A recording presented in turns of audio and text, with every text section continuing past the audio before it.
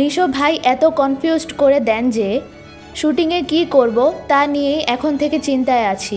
তবে আমি ভীষণ এক্সাইটেড, এটি আমার জন্য বড় চ্যালেঞ্জ, বলেন তিনি।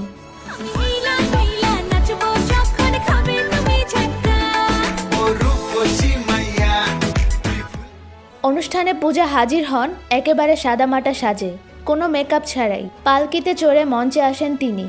নামতে সহায়তা করেন চঞ্চল ও নিশো। পূজা বলেন, এই সিনেমায় দর্শক আমাকে দেখবেন একদম ন্যাচারাল লুকে।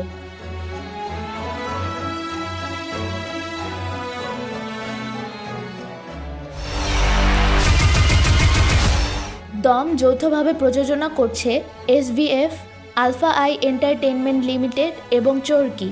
মে দম উইন দ্য অস্কারস। এটা খুবই ইউনিক কনসেপ্ট, ভালো লেগেছে।